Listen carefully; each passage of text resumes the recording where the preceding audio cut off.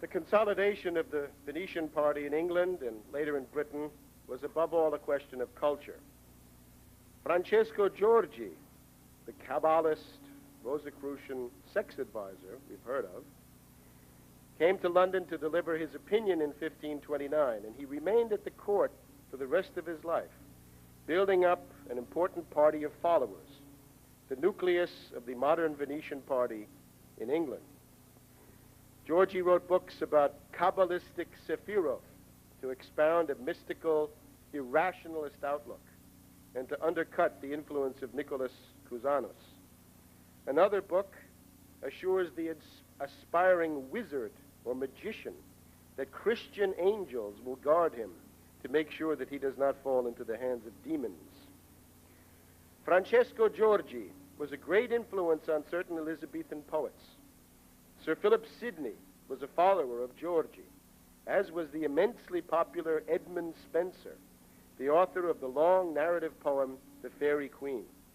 Spenser is a key source for the idea of English imperial destiny as God's chosen people, with broad early hints of British Israel. Marlowe and Shakespeare both attacked Giorgi's influence in plays like Dr. Faustus and Othello, but the Venetian school was carried on by the Rosicrucian Robert Flood and, of course, by Bacon and Hobbes. John Milton, the admirer of Paolo Sarpi, an apologist for usury, is an example of the pro-Venetian Puritan of the Cromwell Commonwealth period. Milton taught that the Son of God is inferior to the Father, a kind of afterthought, and in any case, not necessary. Milton was the contemporary of Sabbatai Zevi, the false messiah from Smyrna, Turkey, whose father was an agent for English Puritan merchants. Did Milton's Paradise Regained of 1671 reflect knowledge of Sabbatai Zevi's meteoric career, which burst on the world in 1665? The British East India Company was founded in 1600, and by 1672, adventurers like Diamond Pitt were freebooting around India.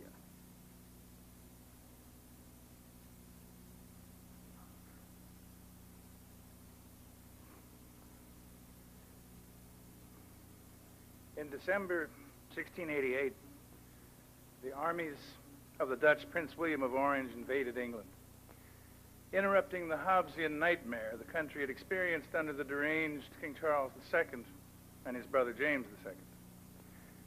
A worse nightmare was to follow when William seized the throne of James II, for he embodied a more highly distilled form of poison which Venice had perfected during its sway over the remains of the Dutch Republic. This outright usurpation is blithely referred to in British Venetian parlance as the Glorious Revolution, which should give you some idea of how little regard for truth prevails in these circles. The notion of English rights and liberties was quickly transformed from fiction to fraud under William's dictatorial regime. When King James II fled to France, the rightful successor to the English throne was his eldest daughter, Mary, who had married William of Orange, reluctantly. He was a notorious homosexual. William's demand to be declared king was never submitted to Parliament for a constitutional veneer. Instead, he summoned a special convention, which granted him full power rather than simply the rank of the Queen's consort. King William's Venetian baggage included the evil John Locke, who became the chief propagandist for foisting the Bank of England on that hapless country in 1694. This was not the sort of bank you turn to for financial assistance. It was a gargantuan Venetian swindle, which promptly created England's first national debt to finance ongoing wars of attrition in Europe, imposed a credit crunch by cutting the amount of circulating English coinage nearly in half, and loaded new taxes on an already collapsing economy.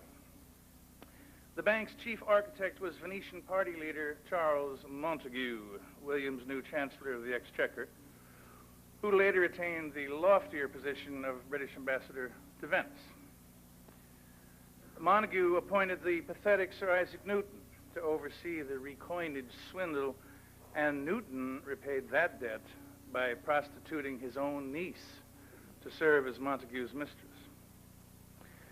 The bank's promotional hireling, John Locke, is better known as the peddler of the obscene notion that the human mind is nothing more than a tabula rasa, a passive register of animal sensations. He clearly had a higher regard for the cash register and openly defended usury as a necessary service for those whose estates lie in money. Locke's theories of government approximate those of a casino operator who lays down rules rigged for the house, under which the bestialized players compete for sums of money, which then define their worth as individuals. This is Locke's liberty to pursue property. His notion of the social contract, which guarantees the players, club members, the right to enter the casino, was in fact advanced to justify William of Orange's usurping the throne. James II, in effect, was charged with having denied those rights to his more speculative subjects, thus breaking the contract.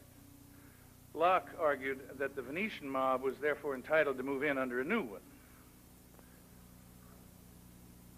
By 1697, the Venetian party's coup inside England was nearly total, and its members filled William's ship of state from stem to stern. They looked forward to reducing a most troubling matter in the English colonies of America: the impulse toward building an independent nation, which had driven the Venetians berserk since the 1630s founding of the Massachusetts Bay Colony. In 1701, John Locke, as a member of England's Board of Trade, advocated revoking all the independent charters of the American colonies, placing their economic activity under royal dictatorship, and banning their manufacture of any finished goods. Yet even as the Venetians were swaggering over their apparent triumph, a powerful Republican opposition was building around a higher conception of the nature and purpose of man, which both inspired and opened the way for the later founding of the United States. Its leader was the great German scientist and statesman Gottfried Wilhelm von Leibniz, who led what might well be called a movement for the pursuit of happiness, the ultimate goal of the liberty America embraced in its Declaration of Independence. In the face of the new Venetian onslaught in England, Leibniz set forth his view of human happiness from the standpoint of man's creation in Imago Dei. Writing on the notions of right and justice in 1693, Leibniz defines charity as universal benevolence, which he calls the habit of loving, which is to regard another's happiness as one's own. That joy is first approximated, he says, in the contemplation of a beautiful painting by Raphael, for example, by one who understands it, even if it brings no riches, in such a way that it is kept before his eyes and regarded with delight as a symbol of love. When the object of delight is at the same time also capable of happiness, his affection passes over into true love, Leibniz says. But the divine love surpasses other loves because God can be loved with the greatest result, since nothing is at once happier than God, and nothing more beautiful and more worthy of happiness can be known than he. And as God possesses the ultimate wisdom, Leibniz says, the notions of men are best satisfied if we say that wisdom is nothing else than the very science of happiness. As the leading scientist and philosopher of his day, Leibniz was widely known throughout Europe and among such Republican leaders of New England as the Winthrops and the Mathers, later extending to include, most significantly, Benjamin Franklin. From the 1690s onward, Leibniz's leading ally within England, Scotland, and Ireland was the brilliant anti-Venetian polemicist Jonathan Swift, who directed a cultural onslaught against the bestial notions of Bacon, Hobbes, Descartes, Newton, and Locke for more than 40 years. From the standpoint of reason, the Aristotelian empiricism of the likes of Descartes and Locke reduces the notion of man to the level of a mere beast, which of course is the prerequisite for imposing an empire of the sort the Venetians sought then and now. When Jonathan Swift took up his cudgels on behalf of Leibniz's refutation of empiricism, he ridiculed their enemies' ideas for what they were: insane. Swift's A Digression on Madness, in his 1696 work, A Tale of a Tub, examines the great introducers of new schemes in philosophy, both ancient and modern. They were usually mistaken by all but their own followers, Swift says, to have been persons crazed or out of their wits, agreeing for the most part in their several models with their present undoubted successors in the Academy of Modern Bedlam. By 1701, the lunatics of the late model incarnation of the Venetian party had typically inbred a set of oligarchical families, mixing and matching Spencers and Godolphins and Churchills, the last headed by John Churchill, soon to become Duke of Marlborough.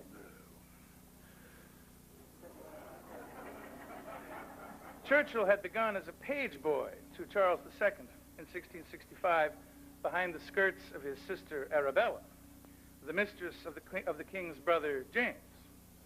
Then, for similar services rendered, Churchill received £10,000 from Charles II's favorite mistress. With things apparently moving so swimmingly, the Venetians set their course for the next major objective: the destruction of France, the most productive economic power in Europe. Under the ministry of Jean-Baptiste Colbert, the patron of the Scientific Academy at Paris, where Leibniz himself was engaged in the early 1670s, France had led the way in infrastructural and industrial development. So, in 1701, England launched war on France. More than a decade of bloodshed and destruction followed for the populations of both countries and their European allies. It was yet another rigged game in which Venice expected to be the only winner. There are inevitably loose ends in any foul scheme. Queen Mary had died in 1694, leaving William without a direct heir.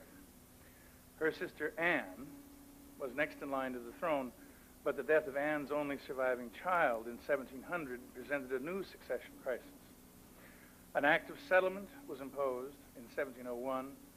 James I's 71-year-old granddaughter, Sophia, the head of the German House of Hanover, was designated as Anne's successor.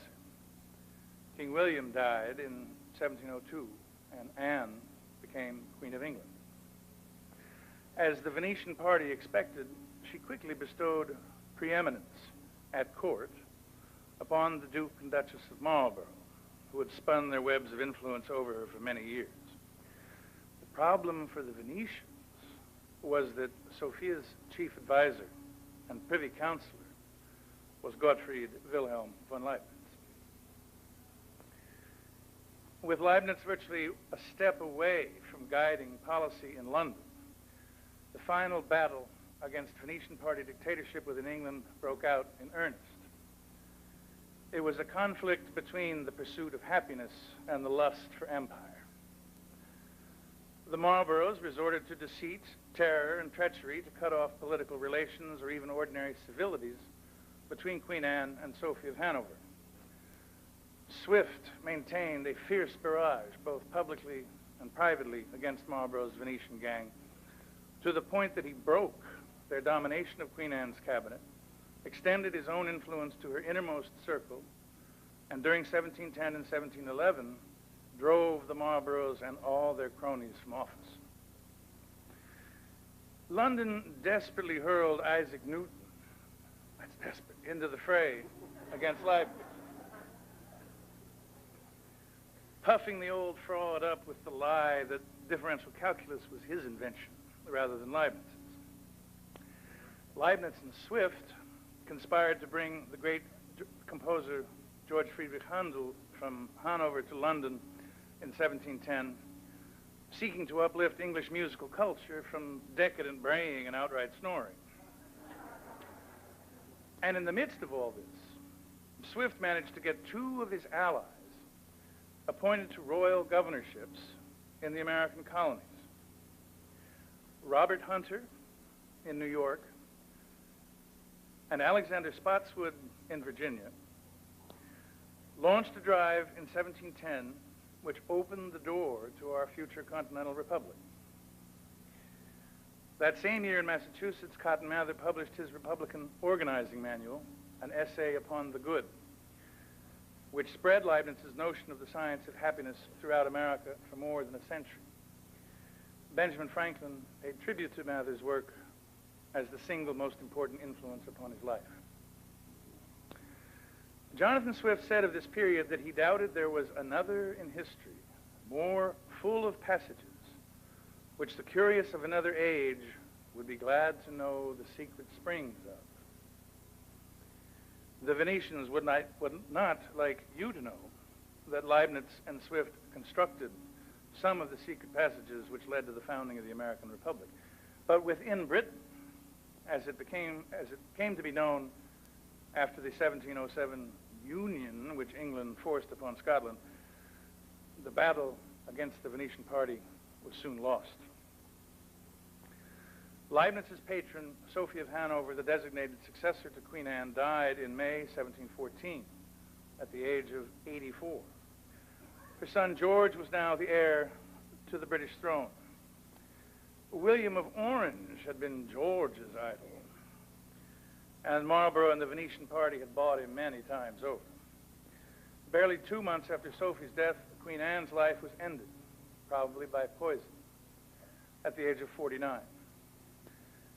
The Duke of Marlborough, who had plotted in exile for years for Anne's overthrow, landed in England the same day.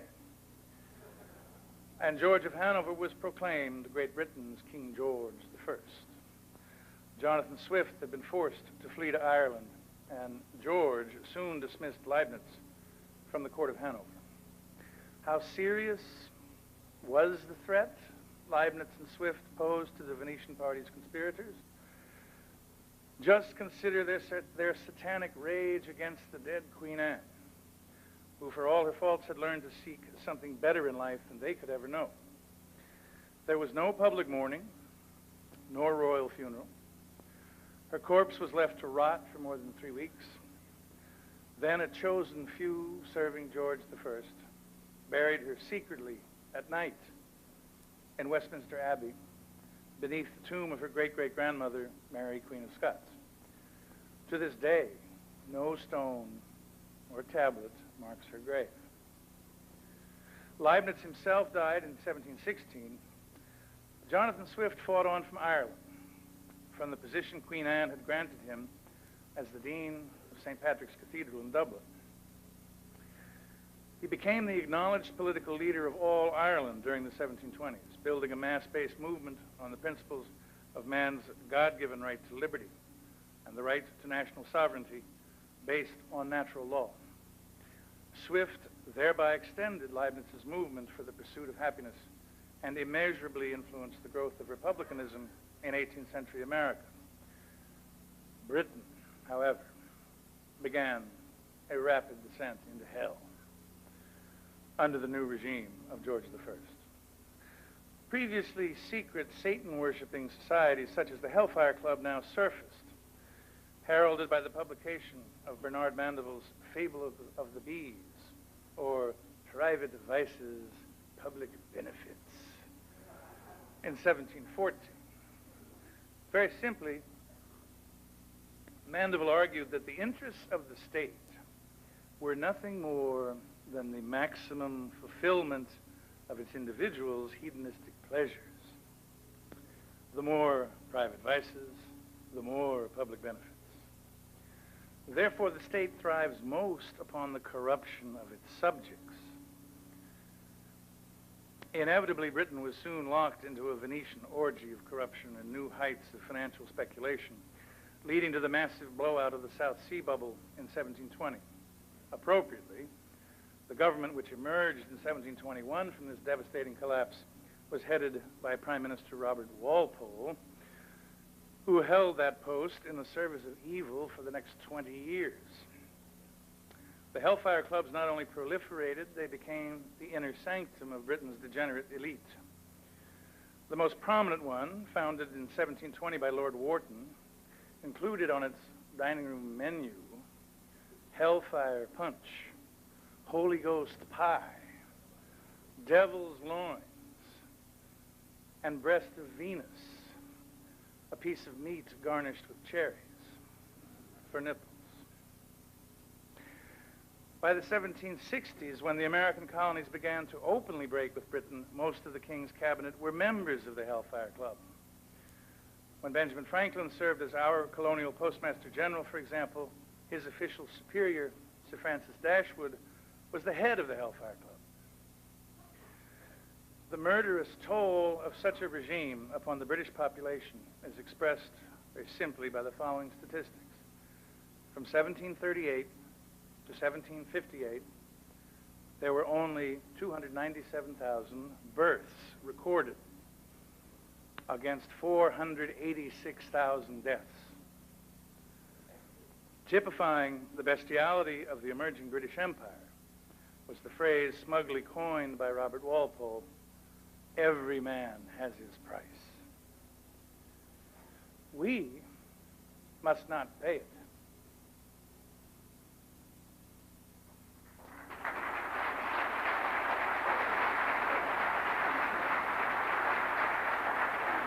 The Fairy Queen. Spencer is a key source for the idea of English imperial destiny as God's chosen people, with broad early hints of British Israel.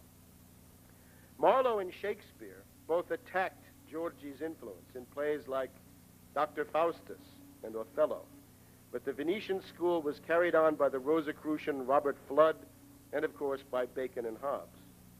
John Milton, the admirer of Paolo Sarpi, an apologist for usury, is an example of the pro-Venetian pure to expound a mystical, irrationalist outlook and to undercut the influence of Nicholas Cusanus. Another book assures the aspiring wizard or magician that Christian angels will guard him to make sure that he does not fall into the hands of demons. Francesco Giorgi was a great influence on certain Elizabethan poets. Sir Philip Sidney was a follower of Giorgi, as was the immensely popular Edmund Spenser, the author of the long narrative poem. The consolidation of the Venetian party in England and later in Britain was above all a question of culture. Francesco Giorgi, the Kabbalist, Rosicrucian sex advisor we've heard of, came to London to deliver his opinion in 1529, and he remained at the court for the rest of his life, building up an important party of followers, the nucleus of the modern Venetian party in England. Giorgi wrote books about Kabbalistic Sephira, 1665. The British East India Company was founded in 1600, and by 1672, adventurers like Diamond Pitt were freebooting around India.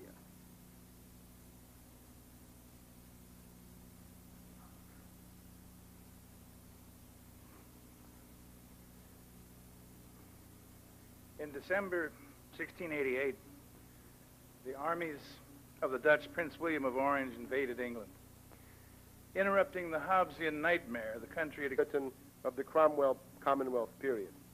Milton taught that the Son of God is inferior to the Father, a kind of afterthought, and in any case, not necessary. Milton was the contemporary of Sabbatai Zevi, the false messiah from Smyrna, Turkey, whose father was an agent for English Puritan merchants. Did Milton's Paradise Regained of 1671 reflect knowledge of Sabbatai Zevi's meteoric career, which burst on the world in